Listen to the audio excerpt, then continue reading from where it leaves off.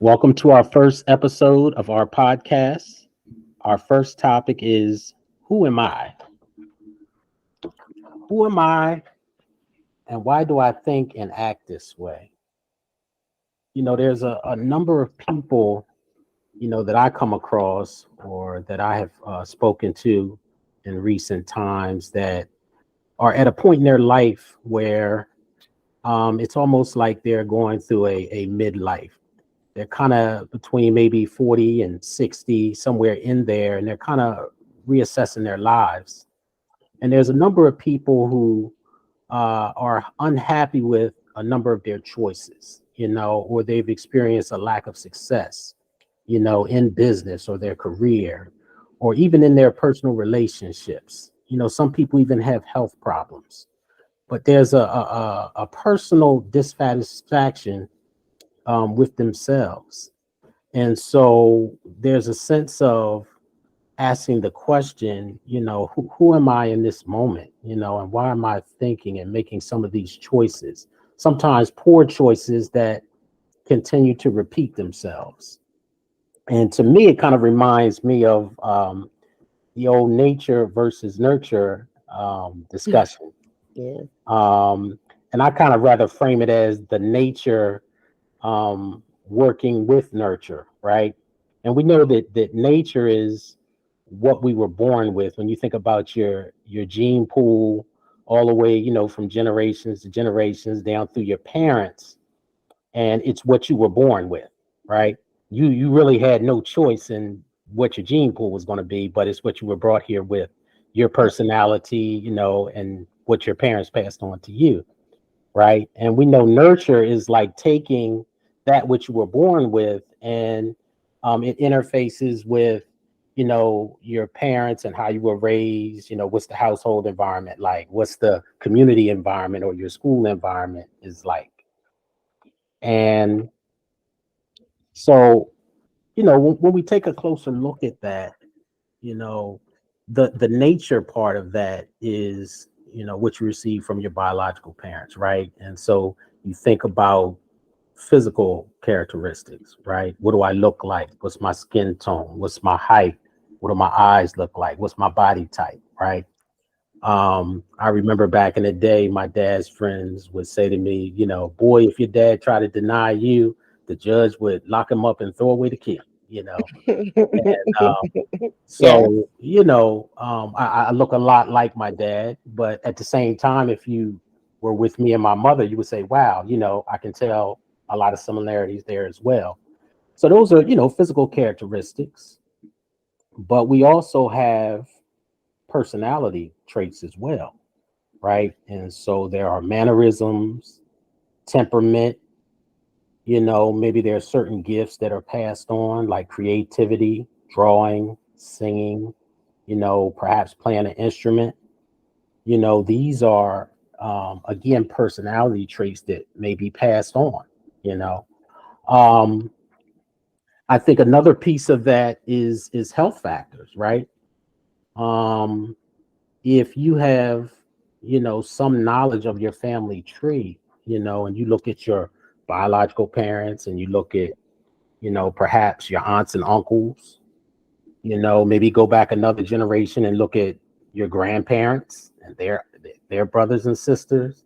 A lot of times health wise, we can see a lot of different factors when it comes to, health issues such as cholesterol or diabetes or hypertension, um, even issues like sickle cell. You can kind of, maybe everybody doesn't have it in the family tree, but sometimes you can see that it was present before you, and that it's in the family tree. And when we have that kind of information, it allows us to be preventative.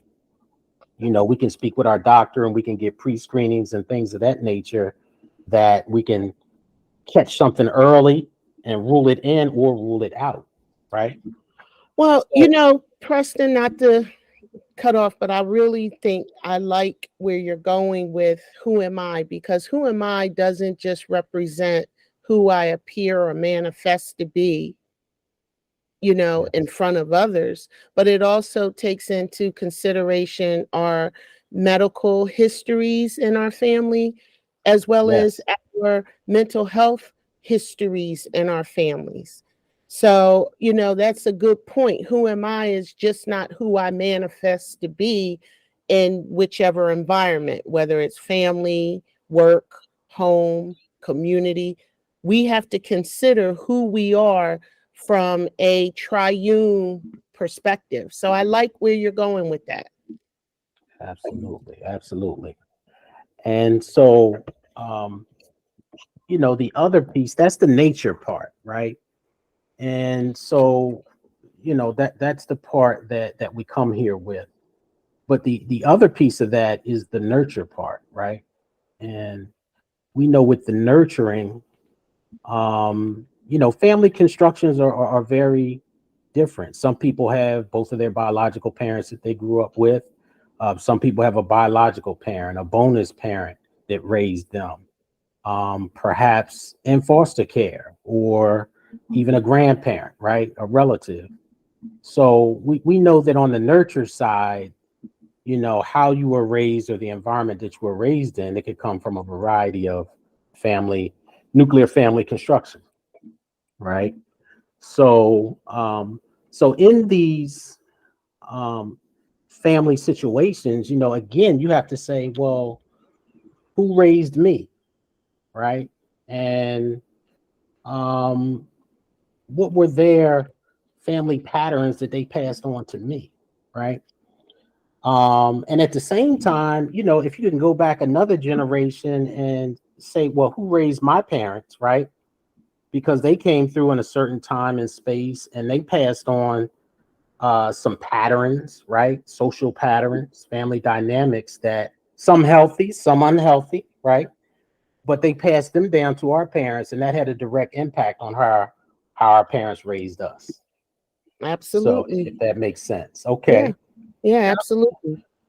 And so, again, this is, if you're thinking about who am I and why am I in the place that I am right now, I'm kind of questioning some things people are questioning about themselves. So it's important to kind of take a look back, right? And oftentimes these patterns that are passed down, sometimes we don't know the types of experiences that, our parents had, right? Some things they do out of being trauma impacted, right? And so they pass down these patterns, and it's not with intent to pass it down, but nevertheless it has the negative impact that it has, right? So I think it's also important when you look back that you're not looking back in judgment, right? But you're looking back for understanding and perhaps healing, True. right? And so, I just have a few examples that I want to share of how patterns can be passed down, right? And so when you think about love, for example, how love is shown, right?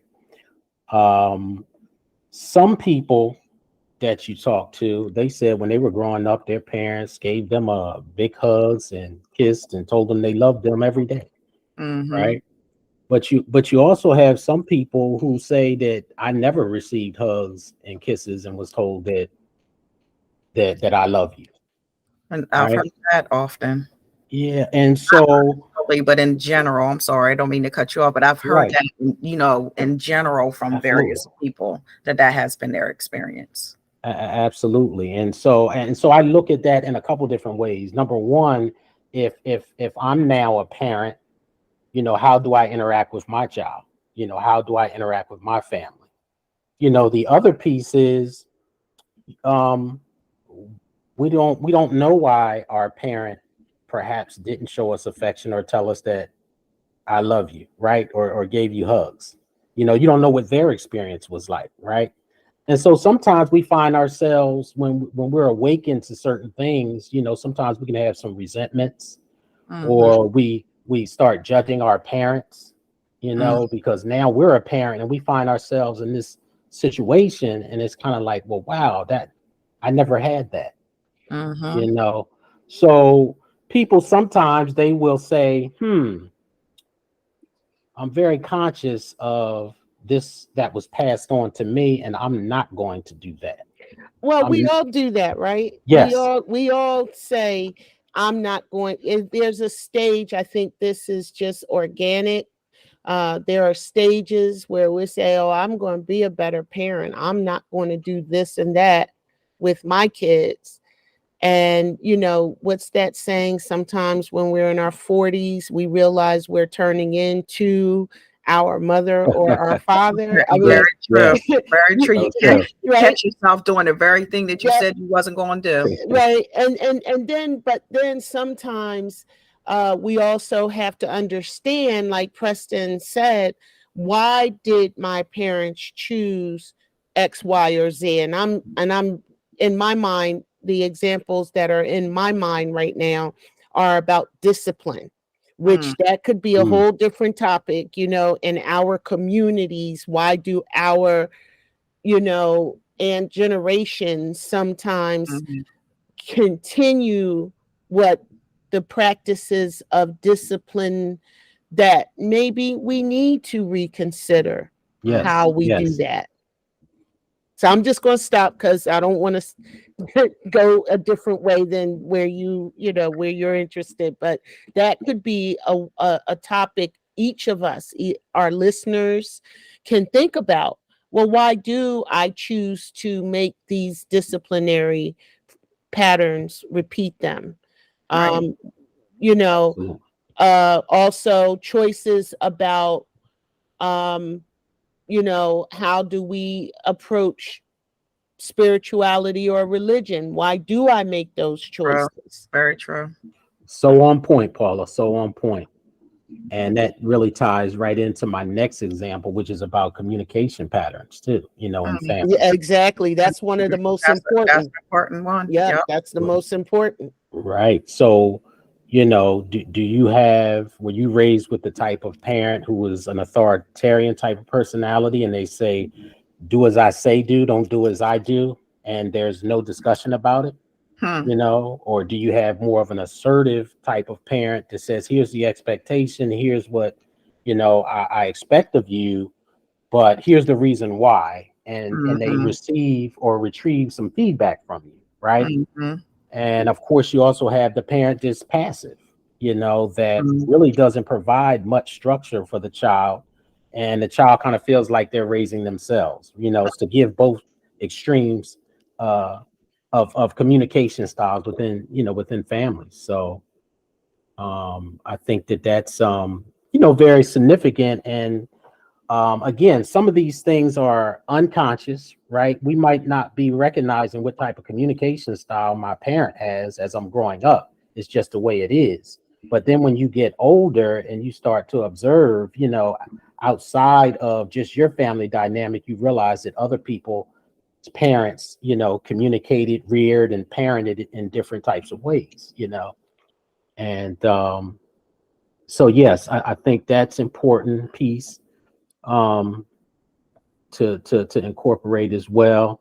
And then the last thing I have is that and this applies to a lot of people. It's funny, but it's not funny. But when you think about, and this applies to all communities and cultures, but particularly in African American culture, we have an unhealthy relationship with food, right? Mm, So okay.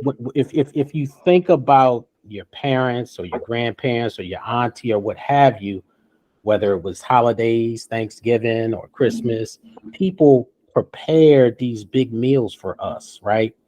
And they prepared these meals with love, and these meals tasted fantastic, but the meals were killing you at the same time, right? Yes, so true. So sometimes it was the food that you ate. Maybe it Yep. was eaten off the hog, or maybe, you know, it was how it was cooked. Maybe because it was fried or cooked in Crisco, right? Yep. Everybody Yep. remember that the Mhm. Crisco I remember Christmas. Always. cans on Always. top of the stove. Yep. Yep. And so a lot of that stuff that was cooked and prepared with love is killing us. It's not good for us, right? And then if you look at your family tree, you're like, wait a minute, I got diabetes, hypertension, cholesterol. I got these different things that are in my nature side of me, the DNA side of me, that are really unhealthy, even though it was done with love. But culturally, we pass that on and we have this type of relationship with food. And so, we need to factor that in. Again, when you're an adult, you have a chance to say, hey, wait a minute, you can stop and pivot and say, even though this tastes good, maybe I need to cook this a different way, for my own health.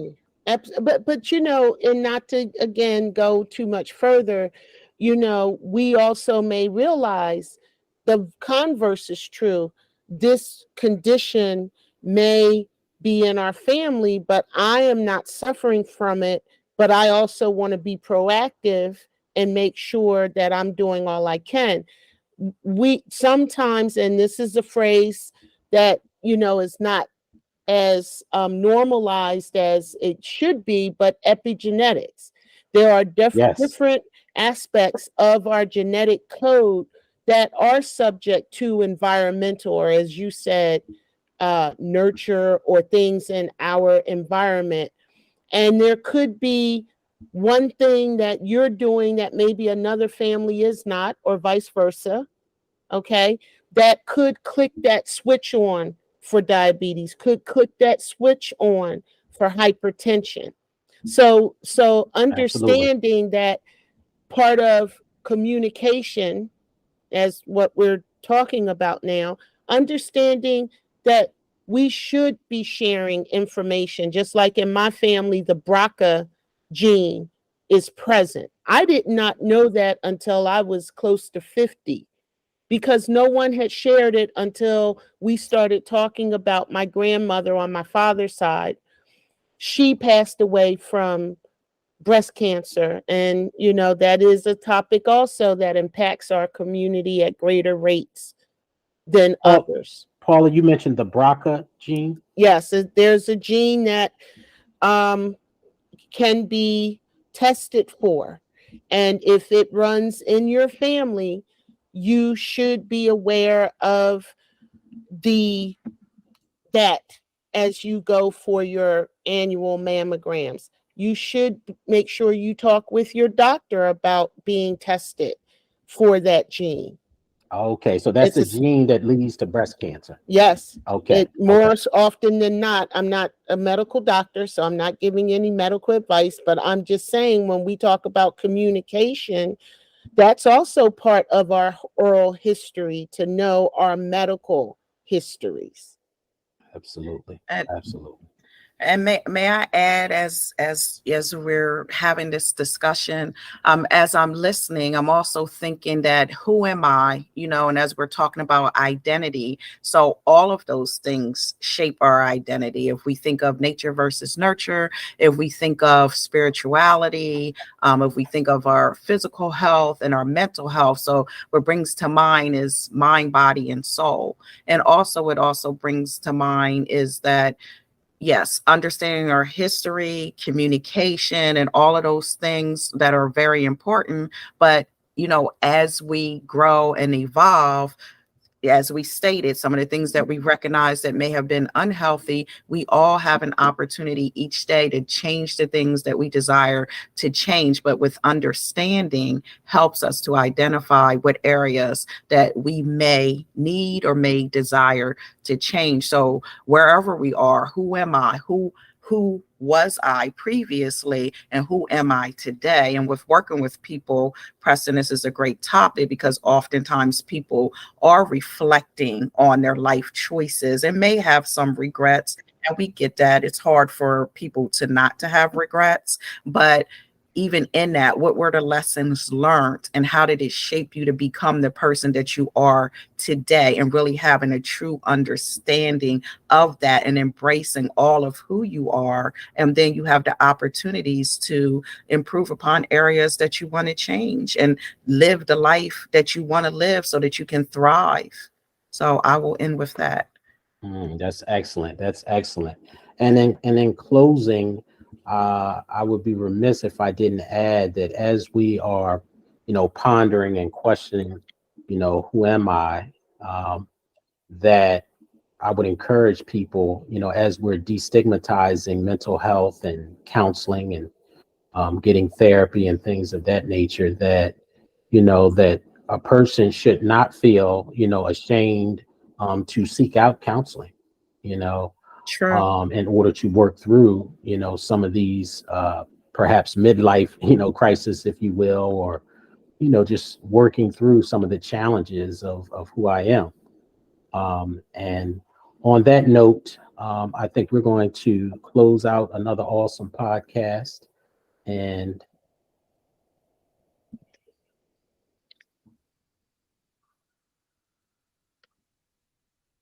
I'm sorry, close it out there.